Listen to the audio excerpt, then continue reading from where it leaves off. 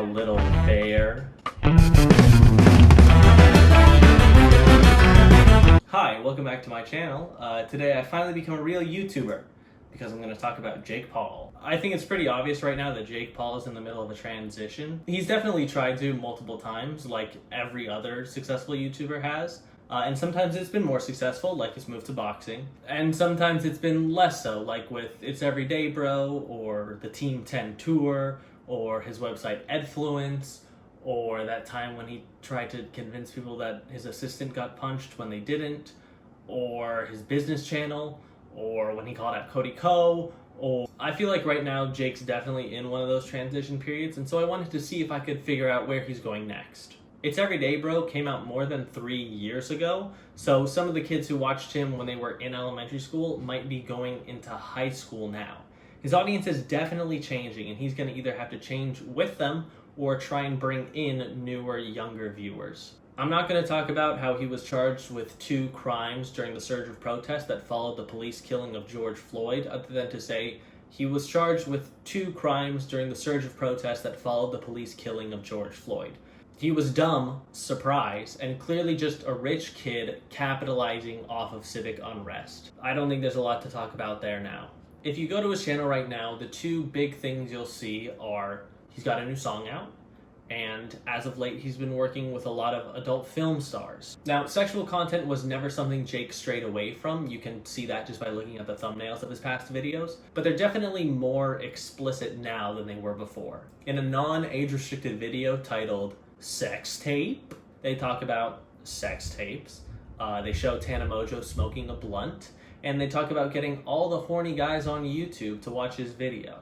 Or there's another non-age restricted video called Surprising Best Friend with Riley Reid Striptease. I don't think I need to explain why a young audience shouldn't be watching that. He includes prominent adult film stars in his titles and thumbnails, and then he complains that he's been shadow banned by YouTube. Whether or not that's true, maybe it's because YouTube is trying its hardest to keep kids on kids content, and having one of their creators who's well known for making stuff for a younger demographic start titling videos "Things Got Sexual with Riley Reid" is putting them in a bit of a tough spot. If there was a family vlog channel that started showing the mom being an alcoholic and the dad snorting coke and their 4-year-old and their 2-year-old in a cage match while the dog smokes a big-ass cigar and watches, YouTube might step in and try and stop younger viewers from seeing that.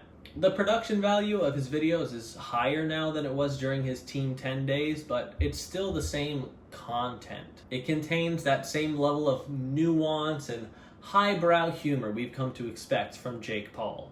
It's like if they made a Big Bang Theory movie and you could finally see them say Bazinga in IMAX. I also want to talk about the song that he just put out and its accompanying music video. He's been advertising it all over his social media for the past few days, and it's fine. It has its fair share of dislikes, which Jake has to know is going to happen anytime he does anything. People are just going to blindly dislike it because it's him. I don't think the song's bad. It's not groundbreaking or new or anything like that. It's just kind of there. I think it's unfortunately mediocre, which means it's not going to get the same knee-jerk reactions that It's Everyday Bro got. The music video starts out with a skit where he's got 3 naked ladies in his bed because he just had sex with them because he's such a big man now. One of them asks, "When are you going to fight KSI?" And Jake doesn't even look up from his food when he responds, Sure, I don't know. Whenever he stops playing FIFA. because if there's anything that's keeping these 2 men from entering close quarters in a confined space, it's FIFA. The girls also talk about how they heard that KSI's got a little dick, because what other insult does Jake know?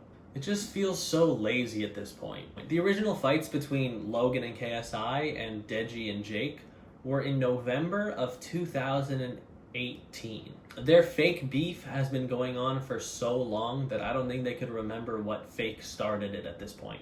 I think the biggest reason that Jake put out this song in particular is KSI put out an album in May that was really well received by fans, had a ton of big features like Rick Ross, Lil Baby, Trippie Redd, Offset, Smoke Perp, and Harvard dropout Lil Pump. It was definitely a commercial success, and it was one of the better attempts by a YouTuber to make real music, whatever the fuck that means. Also, and I think this might be the most important reason, in Anthony Fantano's review of KSI's album, he says, but comparing KSI to some of his YouTube contemporaries who have also tried to step into music, his rapping and vocal delivery is a lot more convincing than a Jake Paul or like a Rice Gum, who have both dropped tracks that have done massive numbers on the platform, but to anyone who is actually a music fan and not just a Rice Gum or a Jake Paul stan, you can hear their rap skills are lacking, to put it politely. So a bit of a cosign for KSI, but also a definite diss against Jake Paul. And if there's one thing that Jake has shown, it's that his skin is thinner than Sporticus's mustache. He's seen KSI make a move towards a more mainstream hip-hop sound, and he just wants a piece of the pie. Again, Jake's song is whatever. It's a higher production value version of what he was doing before. It's a lot of the same content as before. It's him talking about how he's rich and how he can't deal with the fakes and how all the haters in the comments are just haters. Except now he's trying to market those claims to his own audience, who's gotten a little bit older, and an older, more mainstream hip-hop audience. One of the most telling lines is, "She gon' say it's love, but she know I want the sex, bitch," which is just super misogynistic and reveals Jake to be viewing women as just a means to an end and not even hiding it a little bit. It's just him being so blatant that he wants to fuck and nothing else, despite the woman maybe having other intentions for the relationship, but he's like, "No, we could still have sex though." And the line right after is, "Don't you dare leave a hickey on my neck," which, is Jake still in high school? Like, I know mentally he is, but is he afraid that if he goes home with a hickey on his neck, he's gonna have to, like, wear a scarf or pop his collar, despite him never doing those things before, and then his mom's still gonna see it, and she's gonna send him to his room, and then Logan's gonna come in and be like, "I got you a cold spoon, try and get it to go away." It's absolutely nothing new for Jake. Man, I'm popping all these checks, got the brand new Rolex, and it matched the Lambo too, and I'm coming with the crew, from Everyday Bro becomes, "See 8 bad bitches like the brand new vet, and I think I need rehab. I'm addicted to a check." I'm almost surprised there wasn't a lyrical update to, "I just dropped some new merch and it's selling like a God church," or "Ohio's where I'm from." He could have thrown in a little, "Straight out the Buckeye, flexed on a red eye, money off the product, I ain't talking about the green eye." According to the DEA, green eye is slang for weed, and so is big pillows, granddaddy perp, smoochy woochy poochie, and Prop 215. And like, I understand how Prop 215 became slang, but that was the proposal for legal medical marijuana in California in 1996. And this report is from 2018. Most kids in college now were born after that. So there's no way that it's retained cultural relevance. I want to know what trickster told the government all these names for weed.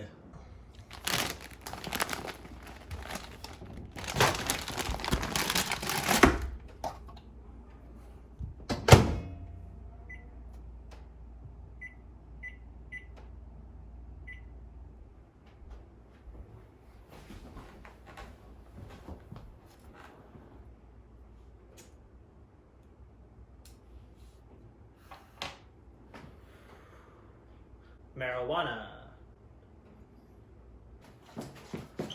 Freeze!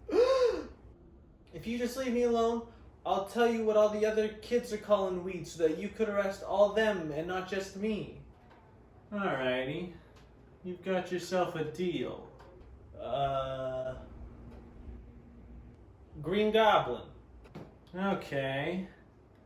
What else? And, Mary Jane. Sounds like you're just naming Spider-Man characters. No, I swear there's more than just Spider-Man characters. There's, Come on, man. There's... Popcorn. Popcorn? Yeah, popcorn. Alright. Hey, thanks for the intel, you crook.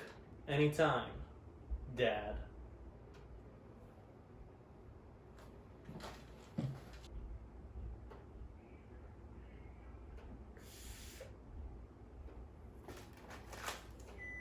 Maybe something like that. Back on topic, we know that Jake Paul can brag about how big his wallet is, and how big his wiener is, and how big his house is. But we just haven't bought into it. He put out a video the day before the music video dropped to build hype and a sort of a behind-the-scenes look at the filming of the music video, and he's been posting behind-the-scenes pictures to his Instagram. And if you think they took any precautions because of coronavirus, you're absolutely wrong. There's a huge crowd of people all jumping and sweating and dancing and breathing all over each other.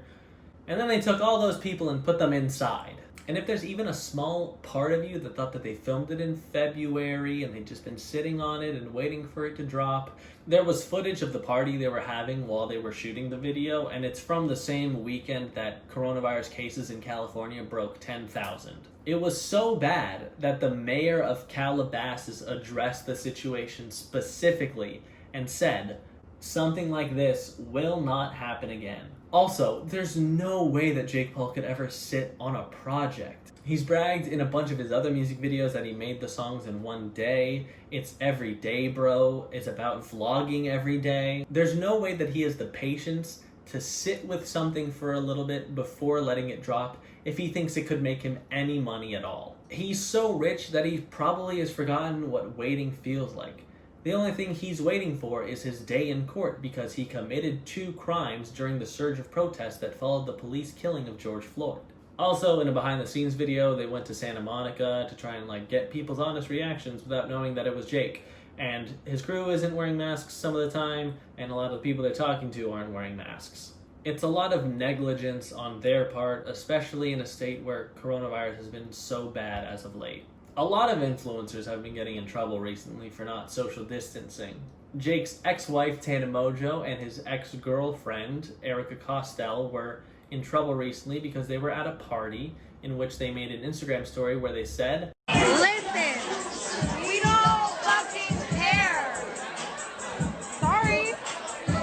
Which is like if Melania Trump's "I don't really care, do you" jacket became an Instagram story. They both posted apologies, basically saying that they were referring to past drama when they said "we don't fucking care," but that they were dumb for not social distancing and they shouldn't have been out partying during a pandemic. James Charles was also at that party, and he posted an apology that echoed the same sentiment. I'm not surprised that there have been social media personalities out and about during the pandemic, but some of these same people have been selling masks as merch. It's super hypocritical. Am I surprised that influencers are attempting to profit off a pandemic? No. Am I surprised that influencers were out partying during a pandemic? No. Will there probably be more of these influencer parties? Yeah. Will we ever have no coronavirus? I don't know. Oh, and an update to the story while I'm filming. Apparently, a lot of these influencers who attended the party have come down with coronavirus. So they caused a little mini outbreak. And these are people whose careers are made by sitting in front of cameras and computers. But they just need to party because how else are you gonna flex? But back to the music. His song dropped on the same day as a new KSI song. So he put out a tweet that was like, hey, if one of us wins, both of us win, blah, blah, blah. And then once the numbers started rolling in, Jake immediately went full braggadocio, posting the numbers and Instagram comments saying how much of an L this was for KSI and how much better his song was than KSI's and how KSI is 4 years older than him, which I don't understand how that's an insult. And then he posted one more pic showing that he didn't start it, like how a child does, and that it was all KSI's fault. So he's really shown growth there. So where does Jake Paul go from here? Well, right now he's slated to fight former NBA player Nate Robinson, who's 36. So if Jake clowned on someone for being 4 years older than him, I can only imagine what he's going to say to someone 13 years older than him. Right now the fight is scheduled for September, so I can see Jake posting videos of him training alongside his regular tasing and hazing content. Not looking, here we go. And the person who's getting tased. John. Is it